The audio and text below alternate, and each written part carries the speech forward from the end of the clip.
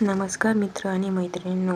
आज आपण राज्यशास्त्र पॉलिटी या विषयातला पहिला टॉपिक आणि जो की परीक्षेच्या दृष्टीनेही महत्त्वाचा आहे, ऐतिहासिक पार्श्वभूमी, ज्यामध्ये वेगवेगळे कायदे आणि त्याने होत गेलेले बदल आपण लक्षात घेणार आहोत. आणि हा टॉपिक परीक्षेच्या दृष्टीने यामुळे महत्त्वाचा आहे कारण यातील काही कायदे असे आहेत जे सातत्याने परीक्षेमध्ये विचारले गेले आहेत. 1773चा नियमन कायदा, जो की ब्रिटिश सरकारने केंद्रीकरणासाठी उचललेलं पहिलं पाऊल होतं आणि याचं महत्त्वाचं कारण होतं ईस्ट इंडिया कंपनीचं गैरव्यवस्थापन. यामुळेच फोर्ट विल्यमच्या प्रेसिडेन्सीमध्ये काउन्सिलसह गव्हर्नर जनरल या पदाची तरतूद करण्यात आली आणि या पदाच्या तरतुदीनेच बंगालचा पहिला गव्हर्नर जनरल वॉरन हेस्टिंग्ज हा झाला. याचा साधारणतः कार्यकाळ 1773 ते 1785 आहे. याच कायद्याच्या अंतर्गत मद्रास, बॉम्बे येथील काउन्सिलमधील गव्हर्नरांना बंगालच्या नियंत्रणाखाली आणलं गेलं आणि महत्त्वाचं म्हणजे 1773च्याच कायद्याने कलकत्ता येथे 1774 सर्वोच्च न्यायालयाची स्थापना करण्यात आली, ज्याचे मुख्य न्यायाधीश होते एलिझा इम्फे. दुसरा महत्त्वाचा कायदा द पिट्स इंडिया ॲक्ट या नावाने ओळखला जातो, जो की 1784 आणला गेला.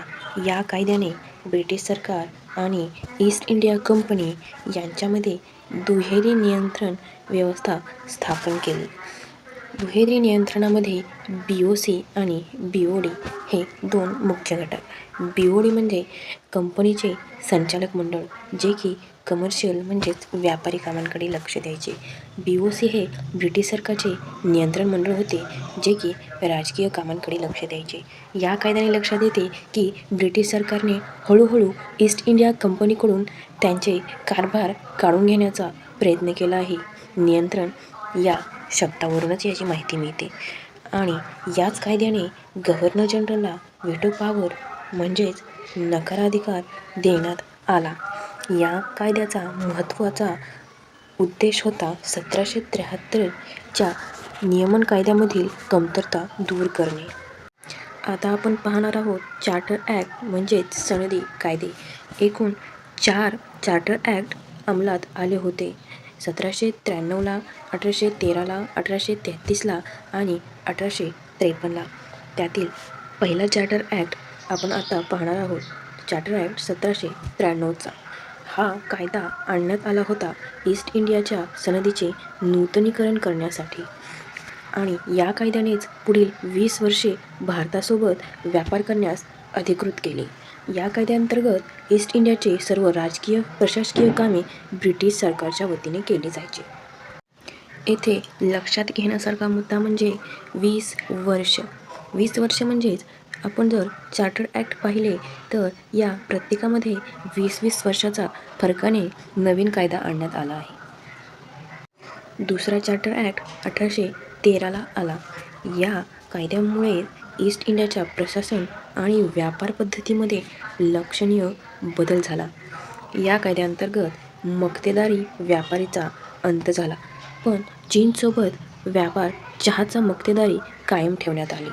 याच कायद्याअंतर्गत नियंत्रण मंडळाचा, जो की आपण पाहिला होता, BOC चे विस्तार केला गेला आणि कंपनीला आणखी 20 वर्षे रिन्यू करण्यात आले, म्हणजे 20 वर्ष आणखीन ते कारभार करू शकतील.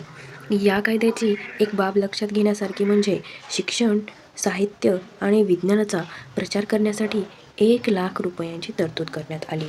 आणि इथं सर्वात महत्त्वाचा घटक जो झाला 1813च्या चार्टर ॲक्टने, तो म्हणजे ख्रिश्चन मिशनऱ्यांना भारतात येऊन धर्माच्या प्रचाराची परवानगी.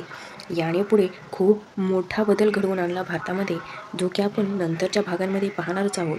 आहे 1857चा उठाव.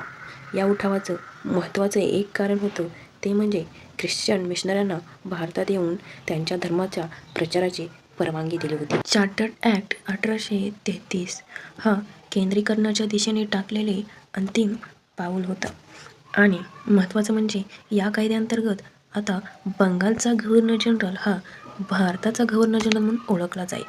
त्याला नागरी व लष्करी अधिकार देण्यात आले. यानेच विल्यम बेंटिक हा भारताचा पहिला गव्हर्नर जनरल बनला 1828ला.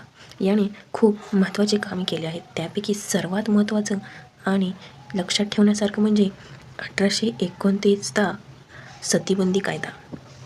याने नागरी सेवा खुली स्पर्धा आणली, परंतु भारतीयांना त्यात सहभाग नाकारला गेला. भारतीय परिषदेची स्थापना याच कायद्याने करण्यात आली. महत्त्वाचं म्हणजे या कायद्याअंतर्गतच मॅकॉले यांच्या अध्यक्षतेखाली भारतीय कायदा आयोग स्थापन करण्यात आला 1834ला. आणि याअंतर्गतच IPC इंडियन पिनल कोड ची रचना करण्यात आली, जे की इनॅक्ट करण्यात आले 1860मध्ये. शेवटचा चार्टर्ड ॲक्ट 1853. या कायद्याअंतर्गत विधिमंडळ आणि कार्यकारी यांचे कार्य वेगळे करण्यात आली होती. यामुळे भारतातील आधुनिक संसदीय शासन पद्धतीचा पाया घातला गेला. या कायद्याने भारतीय नागरी सेवांना जन्म दिला. ICS याची समिती होती लॉर्ड मॅकॉले 1854ला आली होती. यांनी पहिली नागरी सेवा स्थापन केली, पण तरीही विधान परिषदेत मात्र भारतीय प्रतिनिधित्वाचा अभाव होता. आता आपण पाहणार आहोत भारत सरकार कायदा 1858, ज्यालाच आपण act for good governance of India या नावानेही ओळखतो. या कायद्याने ईस्ट इंडियाचे परिसमापन केले. आता ब्रिटिश राणीच्या नावाने राज्यकारभार चालत होता. या कायद्याने BOD आणि BOC रद्द केले होते. या कायद्याने आता 2 नवीन पदे तयार करण्यात आली होती.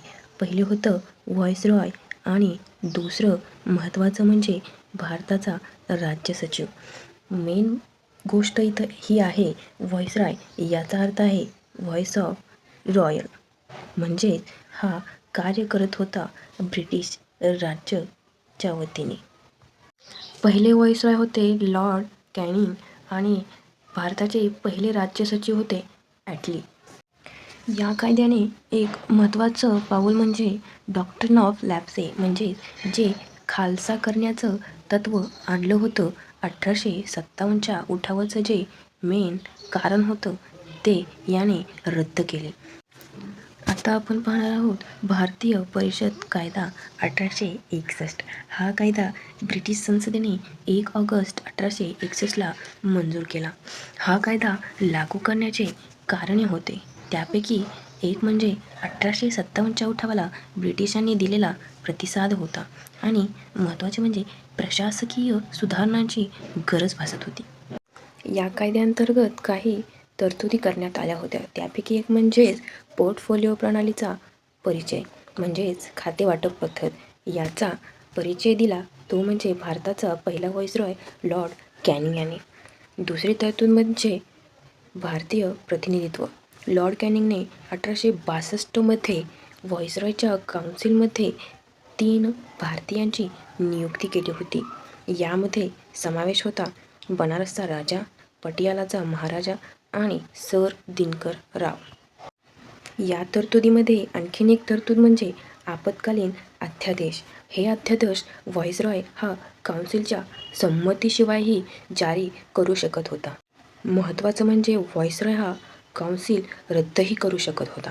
या कायद्याने विधिमंडळाच्या अधिकारांची पुनर्स्थापना केली, ज्यामध्ये आपण पाहिले होते की 1773च्या चार्टर्ड ॲक्टने मद्रास आणि बॉम्बेला बंगालच्या नियंत्रणाखाली ठेवले होते. पण या कायद्याने मद्रास आणि बॉम्बेच्या अध्यक्षांना गव्हर्नर इन काउन्सिलचे कायदेविषयक अधिकार पुनर्संचयित केले होते. एक बाब लक्षात घेण्यासारखी, first budget of British India हे सादर केले होते 7 एप्रिल 1860ला, ते म्हणजे जेम्स विल्सन यांनी.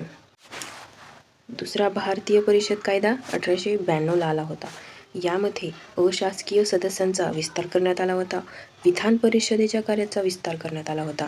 मर्यादित आणि अप्रत्यक्ष निवडणुकीचा परिचय यातूनच देण्यात आला होता आणि यानेच अर्थसंकल्पीय शक्ती प्रदान केली होती.